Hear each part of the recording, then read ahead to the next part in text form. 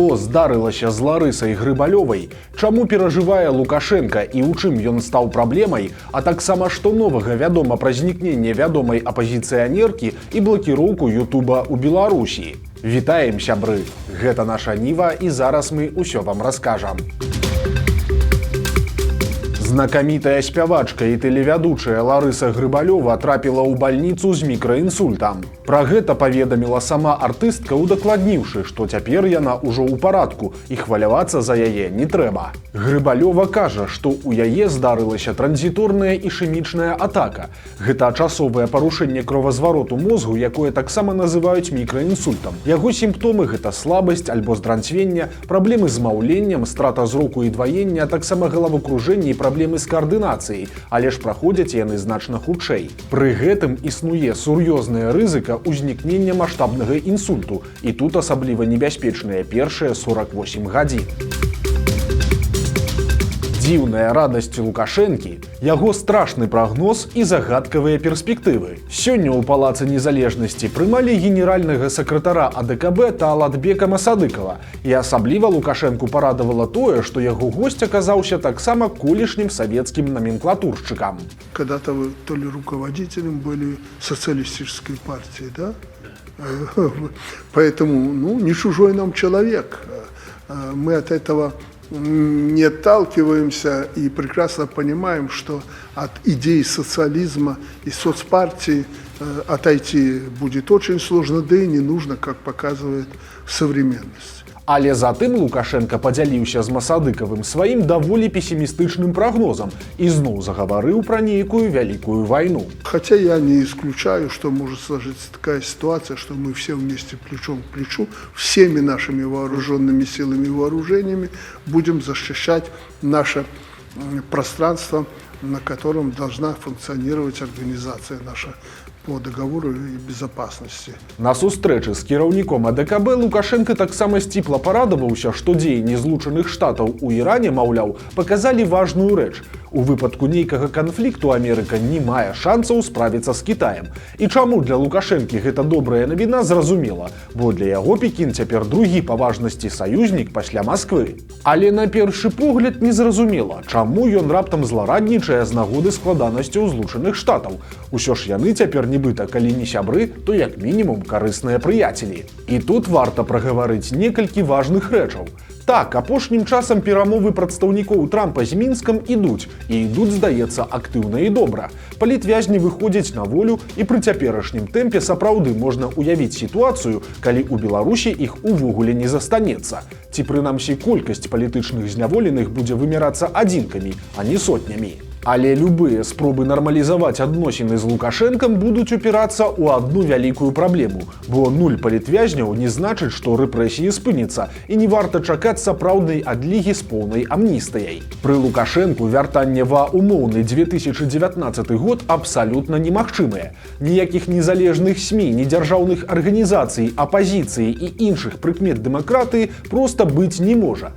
Гэта разумеюць і Злучаныя Штаты, якія цяпер праводзяць Лукашэнку новыя чырвоныя рысы, сутнасці якіх не псаваць жыццё суседзям і не праводзяць хаця б масавых рэпрэсій. Рэжым Лукашэнкі, у прынцыпе, можа быць здольны прытрымлівацца такіх умоў у абмен на зняцце санкцый і нармалізацыю адносін. Але ж на гэтым шляху у любым выпадку ўзнікнуць некалькі праблем, першая з якіх гэта чарговыя выбары. Допуск незалежных кандыдатаў і правядзенне сумленнага галасавання – гэта 100% гарантыя краху для рэжыму. Таму ніякіх сапраўдных выбараў пры Лукашэнку ніколі не будзе. І гэта разумеюць усе, ад людзей унутры сістэмы да амерыканцаў. І гэта і ёсць першая праблема, з якой мусіць сутыкнуцца любы, хто цяпер гатовы на нармалізацыю адносін з афіцыйным Мінскам. Ужо вельмі хутка, ў 2030-м, усе сутыкнуцца з гэтай дылемай. Як выбудоўваць адносіны з кіраўніком, які працягвае утрымліваць уладу выключна праз фальсіфікацыі, знішчэнне апазіцыі і рэпрэсіі. Атрымліваецца, што ў такім такім ключы стаўленне да Беларусі можа пайсці па туркменскім, таджыцкім альбо азербайджанскім сцэнарыі, калі ва ўладзе знаходзіцца аўтарытарны лідар, а свабодныя СМІ і апазіцыя адсутнічаюць альбо прадстаўлены вельмі абмежавана. У такой краіне ёсць пэўная колькасць палітвязняў, але кіраўнік не ізаляваны ад цывілізаванага свету. Цярпець такога Лукашэнку, падобна, Захад ужо гатовы. Хоць еўрапейцы і абураюцца, але ж прынамсі Злучаныя Штаты гэтая схема цалкам задавальняе. І тут паўстае праблема нумар 2 і галоўнае адрозненне Лукашэнкі ад іншых дыктатараў, бо ён не толькі узурпіраваў уладу, выціснуў СМІ і цалкам знішчыў апазіцыю, але сваімі дзеяннямі не дае спакойна жыць суседнім краінам. Больш за тое, у 22-м годзе ён яшчэ і даў сваю тэрыторыю для нападу на Украіну. Таму важна разумець, даверу яму не будзе, і тыя ж амерыканцы, асабліва ў трампаўскі перыяд, будуць з ім гаварыць і ісці насустрач роўна да таго часу, пакуль Лукашенко для іх карысны як блізкі да Пуціна персанаж. І Вашынгтон, што адметна, гэтага цалкам не хавае. Ну а калі нешта зменіцца ў адносінах Лукашэнкі з Крамлём, альбо ў Злучаных Штатах з'явіцца новы прэзідэнт, то і стаўленне да беларускай дыктатуры можа таксама вельмі лёгка і рэзка памяняцца. Але на галоўную тэму гэтых выхадных Лукашенко маўчыць. Гаворка ідзе пра блакіроўку Ютуба ў Беларусі. У пятніцу відэасервіс нечакана цалкам выдаліў 3 вялікія прапагандысцкія каналы – АНТ, СТБ і Белта. Пасля гэтага лукашэнкаўцы пачалі пагражаць, што гэта стала апошняй кропляй і неўзабаве Ютуб у Беларусі заблакуюць цалкам. Наколькі гэтыя пагрозы блізкія да праўды, сказаць пакуль цяжка. А заронкі і кампанія працягваюць скуголіць, але ж відавочна, што канчатковае рашэнне будзе прымаць асабіста Лукашенка. Ад яго пакуль цішыня. Затое да пагроз далучыліся чыноўнікі. І цяпер беларускае міністэрства замежных спраў апублікавала сваю абураную заяву наконт Ютуба, дадаўшы, цытата: «Мы пакідаем за сабой права адрэагаваць адпаведным чынам і ўсімі даступнымі сродкамі ў рамках нацыянальнага заканадаўства і міжнароднага права». Выглядае, што былая паплечніца Паўла Латушкі, лёс якой застаецца загадкай, і сапраўды вярнулася ў Беларусь. Цяпер стала вядома, што зніклая летась Анжаліка Мельнікава набыла 2 кватэры ў Мінску. Дакументы пра гэта здабылі журналісты партала «Зеркала». Дык вось, з іх вынікае, што праз паўгода пасля знікнення, у верасні 2025 года Анжаліка стала уласніцай аднапакаёвай кватэры ў Мінску. Жыллё плошчай 33 квадратных метры знаходзіцца на праспекце Любімова.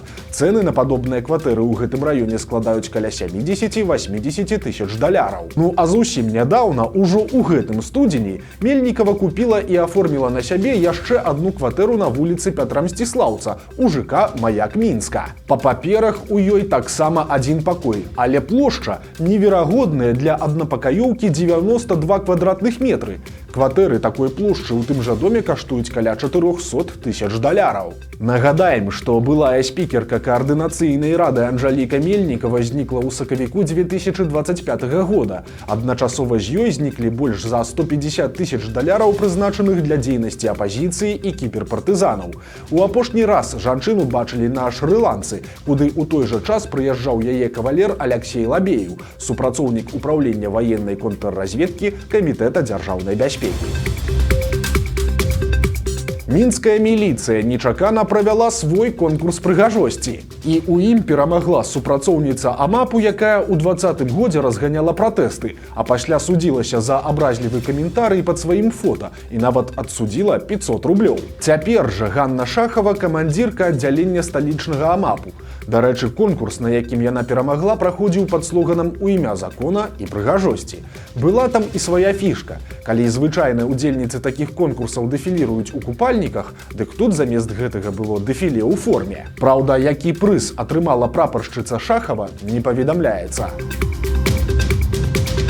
Тым часам беларуская міліцыя пачала прапаноўваць незвычайную паслугу. За грошы сілавікі гатовыя папрацаваць целаахоўнікамі. Калі вам патрэбны адзін так званы бодзігард, то гэта абыдзецца прыкладна ў 50 рублёў за гадзіну. Калі ж гаворка ідзе пра суправаджэнне дэлегацый, то тут сумы ўжо іншыя. Напрыклад, за 1835 рублёў можна замовіць 4 целаахоўнікаў і спецмашыну на 8 гадзін. Але ў міліцыі удакладняюць, што бяруцца не за ўсе прапановы, таму наняць сілавікоў, каб ахоўваць вяселле, дзень народзінаў ці карпаратыў, не атрымаецца.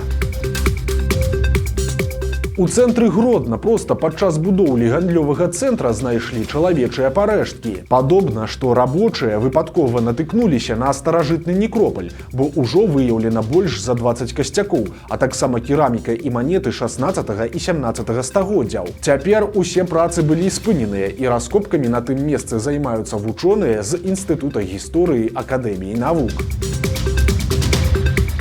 Адбылася загадкавая адстаўка важнага чыноўніка. Беларуская арганізацыя па абыходжанні з радыёактыўнымі адкідамі раптам засталася без свайго кіраўніка Дмітрыя Логвіна.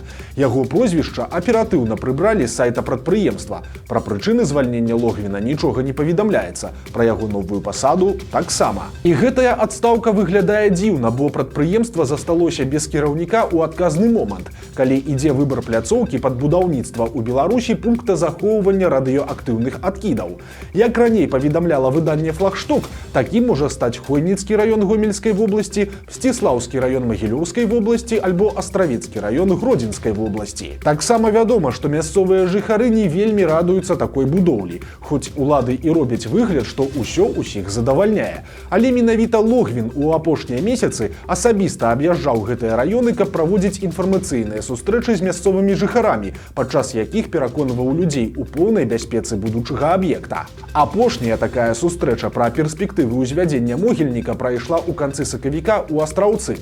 Так што, магчыма, Логвін недзе пракалоўся падчас працы з гэтай тонкай тэмай. Усё ж многія беларусы і па сёння напалоханыя Чарнобылем. Ну альбо наадварот, гэтыя высілкі чыноўніка палічылі добрай працай, і хутка мы даведаемся, што Логвін пайшоў на павышэнне. Памёр вядомы крытык і літаратуразнаўца Анатоль Верабей. Ён быў даследчыкам творчасці Уладзіміра Караткевіча і шмат гадоў аддаў працы на кафедры беларускай літаратуры БДУ. Акрамя таго, Верабей даследаваў творчасць паэта Максіма Танка. Навукоўцу было 75 гадоў. Прыйшла вясна і, адпаведна, пачалася шалёная актыўнасць кляшчоў. Цяпер беларус з Гродзеншчыны паказаў фота, якое зрабіў па дарозе на рыбалку. Трава літаральна аблепленая небяспечнымі насякомымі. Прычым гэта яшчэ кветачкі, бо пік актыўнасці ў кляшчоў гэта май і чэрвень. За мінулыя выхадныя агонь забраў жыцці некалькіх беларусаў. Так, у Браслаўскім раёне ў пажары загінулі пажылая маці з дарослым сынам. Ратавальнікі, якія прыбылі на месца здарэння, знайшлі ўжо нежывыя целы. Акрамя таго, немаладая жанчына загінула ў Салігорскім раёне. Там яе дачка і ўнук пачулі гукі пажарнага апавяшчальніка і паспелі выбегчы з хаты, а вось гаспадыня дома загінула. Вось такія навіны панядзелка. Подписывайтеся на канал, ставьте лайки альбо дизлайки и выказывайте заўвагі ў каментарах. И, конечно, читайте нашу Ниву, глядите нашу Ниву и любите Беларусь. До сустрэчы заўтра.